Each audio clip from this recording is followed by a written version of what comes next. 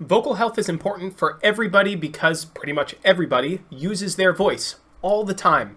I'm Matthew Johnson, owner of Elite Singer, and I want to give you my top 3 tips to improve your vocal health so you feel less strain and fatigue as you use your voice throughout the day. We're going to dive right into it, but as you're going through the video, if any questions come to mind or if there's one tip that you find particularly helpful, let me know in the comments, and then I'll be happy to give you some more feedback from there to continue to help you out. Now, number 1 is stay hydrated. Now, you hear this all the time when you ask any voice practitioner, what should you do for vocal health? Oh, make sure you're drinking water throughout the day. But I want to tell you something that you may not know. When you drink water, it takes about 2 hours for the water that you drink to reach your vocal folds and actually impact them. Your vocal folds have a layer of mucus on the outside. This serves as a protective shield, a protective measure, so that the vocal folds themselves don't get rubbed too raw, because if that were to happen, that'd be really bad, and you would tire out very, very quickly. So to keep this mucosal layer healthy and helping you to maintain your vocal health, we need to make sure we are staying hydrated and drinking at least 2 hours before you need to use your voice. Just drinking, chugging water before you walk on stage for a performance or an audition, that's not going to cut it because your vocal folds are going to stay dehydrated and the water you just drank is not going to have an impact at all. So the tip that I have for you is when you wake up, make sure to drink a cup of water. And then as you're going throughout the day, continue to drink water. Just nurse it as you go throughout the day. And as you do that, that'll make sure that there's a constant flow of water going to your vocal folds so that protective mucus layer can be very healthy and very happy, making sure your voice is vibrating efficiently. Number 2 is check in with your head voice. If you think about physical activities, going for a run, lifting weights, anything like that, everybody says that you need to stretch beforehand. If you don't stretch and your body's tight and you do something that is physically demanding of you, that could lead to some trouble down the line. Maybe you pull a muscle, it's going to tire you out faster. It's very similar with the vocal folds.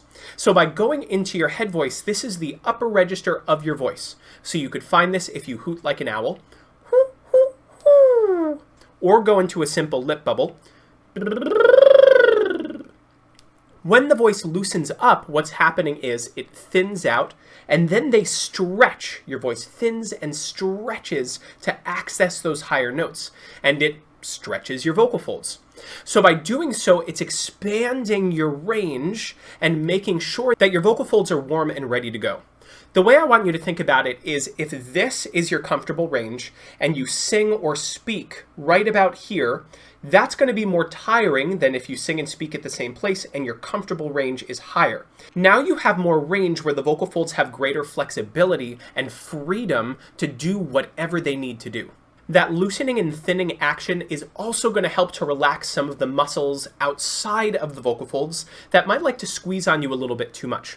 So if you talk with a very tight or squeezed sound, that's going to tire you out very quickly. If you go into that head voice, and just check in with that a few times a day, that's going to let those muscles relax and loosen up, muscles that don't need to engage while you talk or sing. Once that happens, when you create sound, it's going to be with a lot less effort, giving you more stamina and control overall. Number 3 is practice using your voice softly. We're social creatures. In general, we like to communicate with other people. And when we do so, we tend to use a lot of energy and volume overall to make that happen. Now, when we use more volume, what we're actually doing is pushing more breath out of our bodies. We're crunching our abs, we're crunching our ribs to push greater breath pressure past the vocal folds. Now, the vocal folds are about the size of your pinky nail, and if they need to hold back all of that air, that's going to tire them out very, very quickly.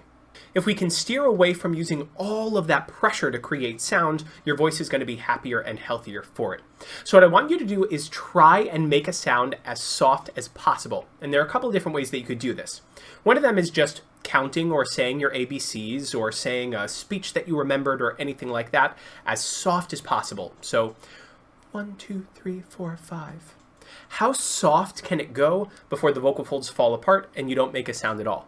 The other thing that you could do is just sliding through your range. Ooh. How small can the sound be?